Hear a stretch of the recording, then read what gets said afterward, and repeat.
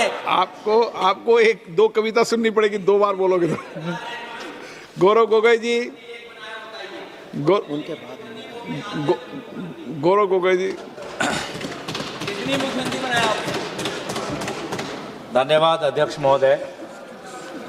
आज इस विशेष सत्र में मैं अपने पार्टी के तरफ से जो संविधान का 131वीं संशोधन है उसके विरोध में अपने पार्टी की तरफ से अपनी बात रख रहा हूं। सर, अभी हमने कानून मंत्री अर्जुन मेघवाल जी की बात सुनी और कहीं उनके बातों से लग रहा था कि शायद पहली बार सदन के अंदर महिला आरक्षण पर चर्चा हो रही है। आज ही हर्ष का दिन है, आज ही उल्लास का दिन है, आज ही पारित हो रहा है, पहली बार हो रहा है, ऐतिहासिक हो रहा है, ऐसा उन्होंने एक ढांचा बनाने की कोशिश की। लेकिन आज से ही 3 साल पहले तब आदरणीय गृह मंत्री जी, उस समय भी ऐसी ही बातें उन्होंने की। और अगर आप दोनों के वक्तव्यों को सुनेंगे तो मुझे लगता है कि 90% आदरणीय गृह मंत्री जी ने उस समय जो कहा वही आज कानून मंत्री जी ने पढ़ के हमको दोबारा सुनाया। उस समय भी आदरणीय गृह मंत्री जी ने हम सबको श्री गणेश करने के लिए आह्वान जलाया था कि आइए, इससे 2023 से पहले 5 बार महिला आरक्षण पर विभिन्न प्रकार के कानून लाए गए हैं। इस बार तो प्रधानमंत्री मोदी जी उन्होंने एक सशक्त कदम लिया है, इस बार हो जाएगा। उस समय भी ऐसी बातें थी और उस समय भी हमने यही बात की थी जो हम आज आपके सामने कर रहे हैं कि हमारी पार्टी कांग्रेस पार्टी महिला आरक्षण के पक्ष में है, पर कृपया महिला आरक्षण को आप सरल करिए ताकि महिला आरक्षण जिस समय कानून पारित हो उसी समय लागू हो जाए और 500 जो हमारे 543 है लोकसभा की जो वर्तमान जो हमारी ताकत है उस पर लागू हो जाए, उसको परिसीमन के साथ मत जोड़े। उस समय भी ये बात कही, आज भी हम ये बात कह रहे हैं। उस समय भी हमने ये बात कही थी। लोकसभा में आदरणीय हमारी कांग्रेस दल की नेत्री श्रीमती सोनिया गांधी जी ने यही बात कही थी कि हम महिला आरक्षण के पक्ष में हैं, पर इसको आप परिसीमन के साथ मत जोड़िए। और अगर आप महिला आरक्षण आप वर्तमान उस समय में 2024 के इलेक्शन में ही लागू करिए, उस समय भी हमने ये गुहार की थी। उस समय हमको आदरणीय गृह मंत्री जी ने कहा कि नहीं, डिलिमिटेशन कमीशन करना पड़ेगा।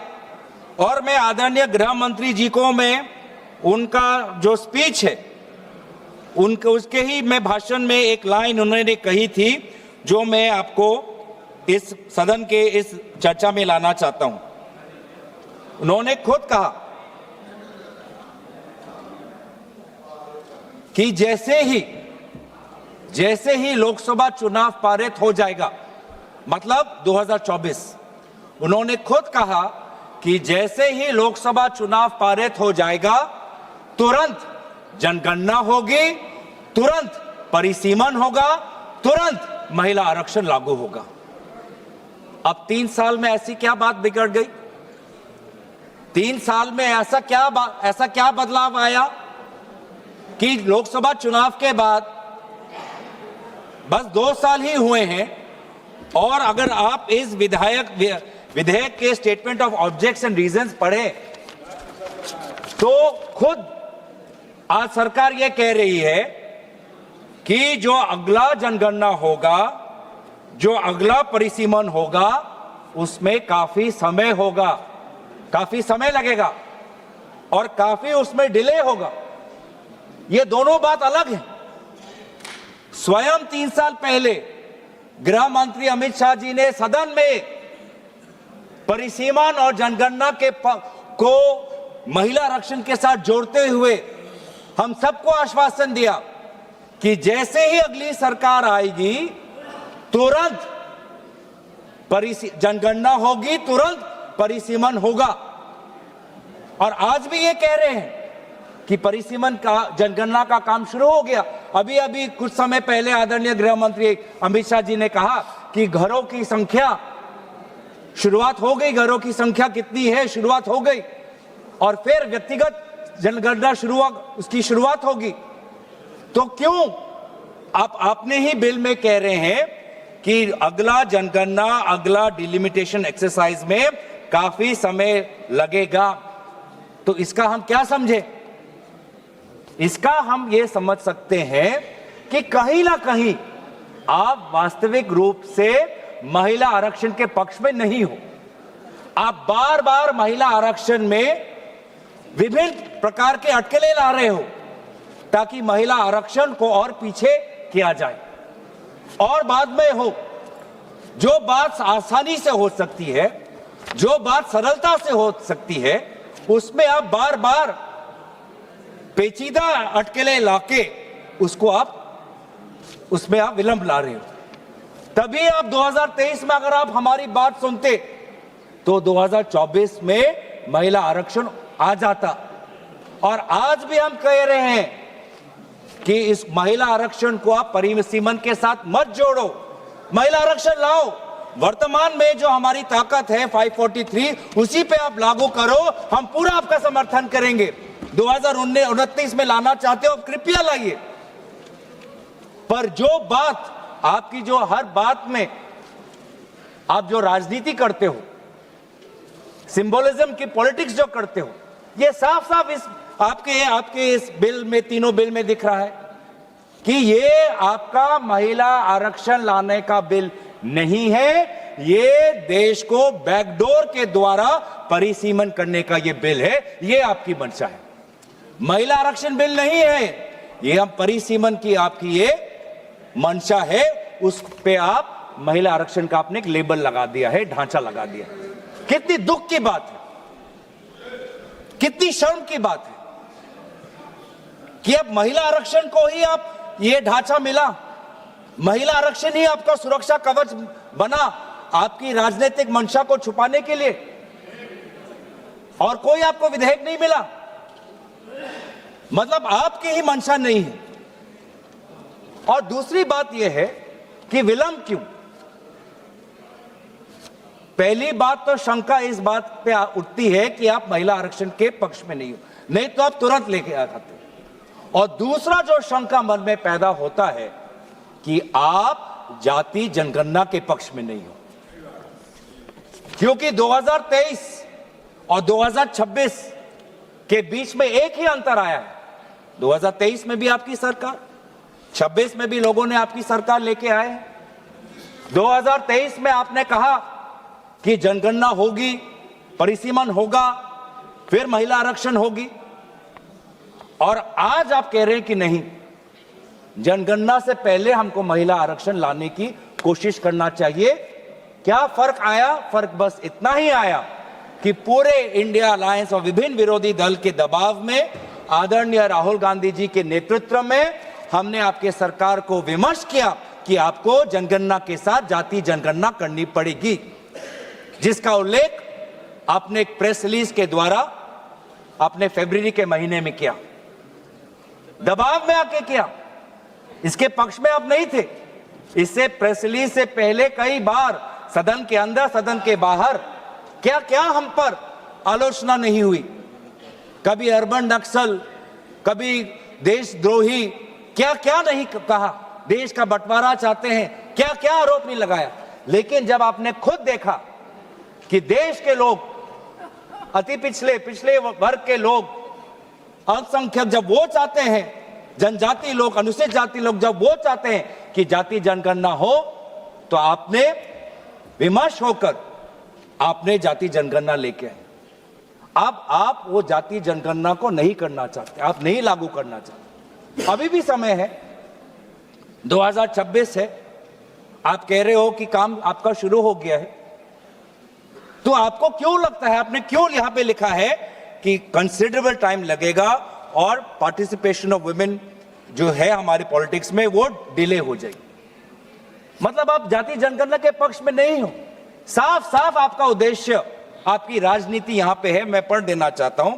The next census and consequential delimitation exercise thereafter will take considerable time and thus delay the effective and dedicated participation of women in our democratic polity.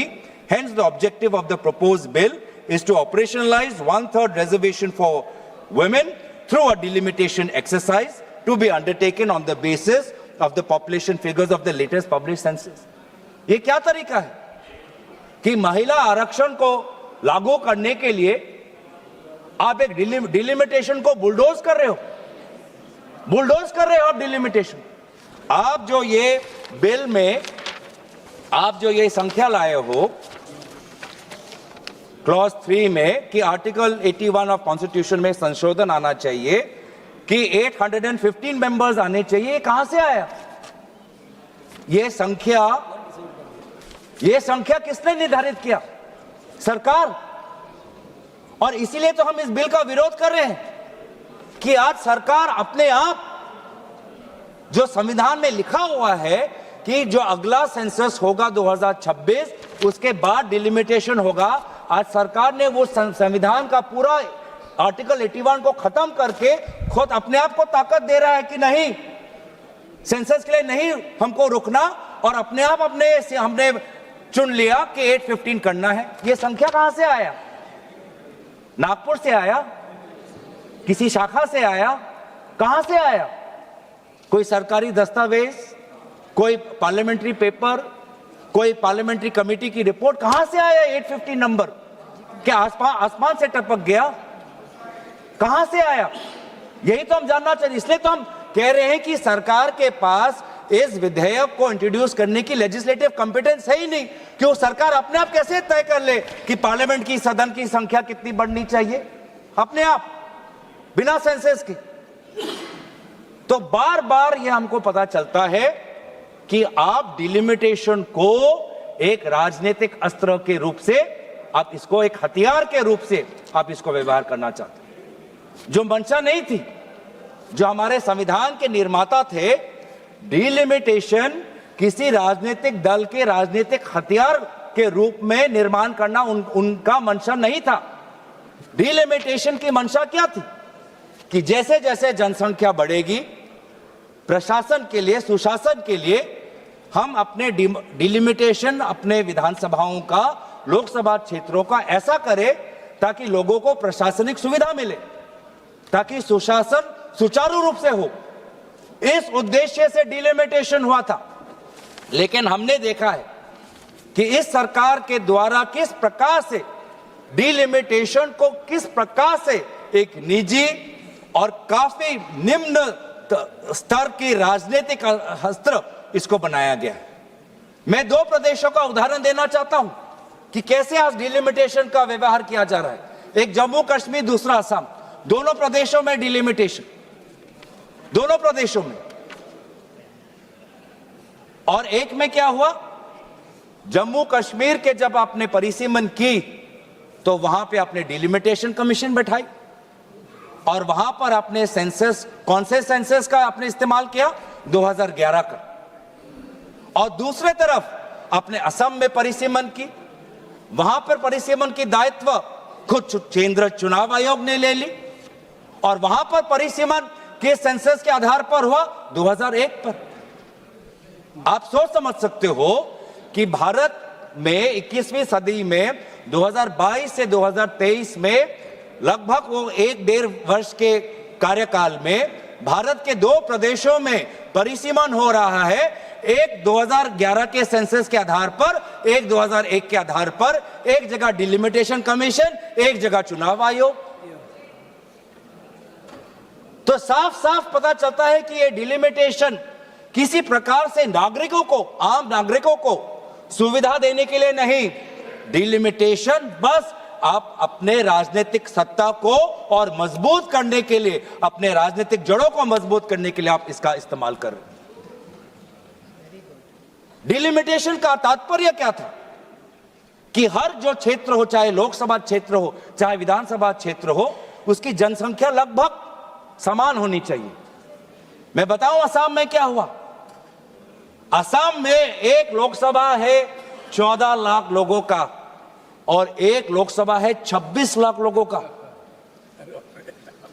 26 lakh लोगों का, ये किसकी सुविधा देख रहे हो? किसकी सुविधा देख रहे हो आप? आम नागरिकों की तो नहीं हो सकती, क्योंकि वो 26 लाख का लोकसभा क्षेत्र इतना बड़ा है, वो किसी प्रकार से किसी ना प्रशासनिक रूप से ना सुशासन के रूप से वो किसी का फायदेमंद हो सकता है। ऐसा डिलिमिटेशन हुआ है सर कि एक विधानसभा में कहीं 4 जिला परिषद और कहीं 2 जिला परिषद। ऐसा डिलिमिटेशन हुआ है कि एक पंचायत में 10 वार्ड, 2 वार्ड एक विधानसभा में, 3 वार्ड दूसरे विधानसभा में, 3 वार्ड चौथे विधानसभा में। यह है परिसीमन। और अफसोस की बात, इसको हम चैलेंज नहीं कर सकते। और यही जो आज इस प्रकार को अमेरिका में कहते हैं जेरीमैंडरिंग, पूरा कंप्लीट पॉलिटिकल एक्सप्लॉयटेशन, कि कोई एक ज्योग्राफिकल कंटिग्यूटी होती है सर। डिलिमिटेशन में एक और चीज होती है कि geographical, besides administrative efficiency, geographical contiguity होनी चाहिए। लेकिन आज आपने ऐसे क्षेत्र बनाए हैं कि एक नदी के इस पार और एक गांव पहाड़ के उस पार। किस लिए? ये किस प्रकार का ज्योग्राफिकल कंटिग्यूटी है? आप मैप देखिए सर। अब यही चीज जो उन्होंने असम में किया, जो उन्होंने जम्मू कश्मीर में किया, अब महिला आरक्षण के द्वारा पूरे देश में यह कहना चाहते हैं। कितनी शर्मनाक बात है, कितनी शर्मनाक बात है, दुख की बात है कि आप इस प्रकार का महिलाओं का आप राजनीतिक दुरुपयोग कर रहे हो महिला आरक्षण के नाम पर। आप भारतीय संस्कृति की बात करते हो, भारत के देवी देवताओं की बात करते हो, भारत के उपनिषद और पुराणों की बात करते हो, और यह है आपका मंशा, डिलिमिटेशन। हमने ये खुद देखा है सर कि आज कहीं ना कहीं ये एक शंका है कि एक, आप महिला आरक्षण के पक्ष में नहीं हो, शंका दूसरा कि आप जाति जनगणना के पक्ष में नहीं हो, शंका तीसरा कि आप डिलिमिटेशन नागरिकों के हित में नहीं, डिलिमिटेशन खुद के हित में करते हो, यह भी तीसरा शंका है। और चौथी शंका यह है कि आप संविधान को आप धीरे धीरे आप कमजोर कर रहे हो। संविधान के आर्टिकल 81 में खुद लिखा है कि जो सेंसस, अगला जो सेंसस होगा, उसके आधार पर 2026 का उल्लेख वहां पर है संविधान पर। संविधान में उल्लेखित है आर्टिकल 81 में कि 2026 में जो सेंसस होगा, उस जो सेंसस जब पब्लिश होगा तो उसके आधार पर हम आगे बढ़ेंगे, डिलिमिटेशन होगा। अब आज आप इस महिला आरक्षण के बिल के द्वारा आप संविधान को भी कमजोर कर रहे हो। जो 2026 की जो बात आर्टिकल 81 में है, आप उसको भी आप कमजोर करके कह रहे हो कि जब सदन कोई कानून लाएगा तब उस कानून में जिस सेंसस की बात होगी उस सेंसस के आधार पर हम परिसीमन करेंगे। मतलब जो बात संविधान में लिखी है, जिस बात को चाहे किसी दल की सरकार आए, उस बात को अमल करना है। आपने उस संवैधानिक सुरक्षा को कमजोर कर आपने एक ऐसा कानून लाना चाहते हो कि सदन में जिसकी ताकत, सदन में जिसकी बल, वो निर्धारित करेगा कि किस सेंसस के आधार पर परिसीमन हो। वाह, तो किस प्रकार से संविधान के पक्ष में हो? ये बिल महिला विरोधी है, ये बिल जाति जनगणना विरोधी है, ये बिल संविधान विरोधी है, ये बिल जो हमारे पूरे प्रदेश का, पूरे देश का जो फेडरल स्ट्रक्चर है उसके विरोध, फेडरल स्ट्रक्चर के विरोध। सर, हमारे अध्यक्ष महोदय,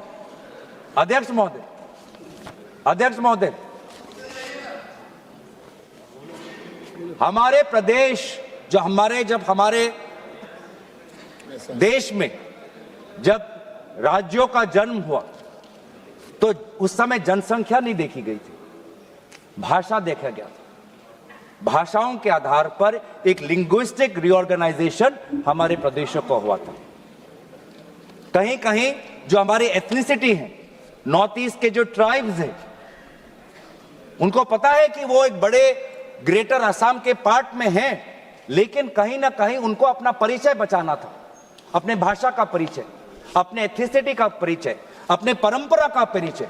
और इसीलिए वो ग्रेटर आसाम से, ग्रेटर नॉर्थ ईस्ट फ्रंटियर से वो निकलकर उन्होंने अपने सेपरेट स्टेटहुड की मांग की, जिसके कारण स्वाभाविक रूप से उनकी जनसंख्या कम हुई। आज वो जो मांग उन्होंने की, अपने परिचय की, अपने स्वाधीनता की, अपने भाषा की, अपने जाति की, अपने परंपरा की, आज उसके लिए उनको प्रताड़ित किया जा रहा है, क्योंकि जनसंख्या के आधार पर उनकी कभी ताकत इतनी होगी नहीं कि सदन के अंदर कोई नागालैंड में का होकर बुलंद अपनी आवाज रखे, कोई अरुणाचल का होकर बुलंद अपनी आवाज रखे, कोई मिजोरम का होकर बुलंद अपनी आवाज रखे। आज भी हमारे भारत देश में कई ऐसे प्रांत हैं जो स्टेटहुड की मांग कर रहे हैं। गोरखा का एक मांग है, सेपरेट स्टेटहुड की मांग कर रहे हैं। और आज जब वो सेपरेट स्टेट होंगे तो उन्हीं की जो जनसंख्या है उनके कारण उनको कमजोर किया जाएगा। तो आपने जो एक विषय है, जिस विषय पर हमारे केसी वेणुगोपाल जी ने कहा कि हमारे जो पूर्व प्रधानमंत्री है स्वर्गीय इंदिरा जी, स्वर्गीय अटल जी, उन्होंने पूरे जो हमारी फेडरल बैलेंस है, संतुलन है, उसको बचाने के लिए फ्रीज डाला था पॉपुलेशन सेंसस में 1976 और 2001 में, एक बड़े एक सोच के साथ। आज आप उनसे भी परे हो रहे। आप तो कांग्रेस के स्वर्गीय प्रधानमंत्री इंदिरा जी से तो बड़े अपने आप को समझते हो, आप स्वर्गीय अटल जी से भी अपने आप को बड़े समझते हो, जो एक अटल जी से भी, स्वर्गीय अटल जी से भी अपने आप को आप बड़े स्टेट्समैन समझते हो। तो जो आज ये पॉपुलेशन की जो बात है, एक संतुलन की बात है, जिसको मैं काफी बारीकी से समझना है, फेडरल स्ट्रक्चर को के बैलेंस को पकड़ने के लिए बहुत सबको साथ, सारे प्रदेशों के मुख्यमंत्री, सारे विभिन्न दलों के साथ बातचीत करनी है। उसको आप महिला आरक्षण के नाम पर सबके बुलडोज कर रहे हो आप। हम दोबारा आपको कह रहे हैं, लाइए महिला आरक्षण, हम इसके विरोध में नहीं है, महिला आरक्षण लाइए, लेकिन ये परिसीमन के अटकेले और इस परिसीमन के जाल से इसको बाहर निकालिए, सरल करिए, आसान करिए, लागू करिए, ताकि हम सब देख पाए। इससे महिला आरक्षण के द्वारा आप अपने राजनीतिक रोटियों को मत सेकें। मैं दोबारा कोशिश करूंगा कि काफी परिसीमन को लेकर इस देश में गंभीर सवाल उठ रहे हैं, जिस सवालों का जवाब, जिस मसलों का समाधान पूर्व में हमारे स्वर्गीय प्रधानमंत्री ने किया है, और काफी एक बारीकी से काफी संतुलन उन्होंने सृष्टि करने में वो सफल हुए। उस संतुलन को आप अपने राजनीतिक रोटी के लिए, अपने राजनीतिक मुनाफा के लिए भारत के उस संतुलन को मत बिगाड़िए, मत बिगाड़िए। आज भी हम एक, जैसे राहुल जी ने कहा है कई बार कि हम यूनियन है एक स्टेट्स के, इस यूनियन में चाहे स्टेट की जनसंख्या बड़ी हो या स्टेट की जनसंख्या कम हो, जनसंख्या के आधार पर उनको राजनीतिक रूप से उनकी ताकत को आप कम मत करिए या बढ़ाइए मत, सबको तवज्जो मिले, भारत की जो हमारी अखंडता है वो अमल रहे और भारत हमेशा सशक्त रहे। इसीलिए परिसीमन पर गंभीर चर्चा हो और इस प्रकार से बुलडोज ना करे। महिला आरक्षण पर आप उसको इस ढांचे से निकाले, एक सरल बिल लाइए, जो आप हमारे सुझाव को कबूल करिए। इसलिए आपने इस प्रकार के गैर संवैधानिक, गैर महिला, गैर जाति जनगणना, गैर जो हमारे संघीय ढांचे के खिलाफ बिल लाने के कारण हम पुरजोर तरीके से इस बिल का विरोध करते हैं। धन्यवाद।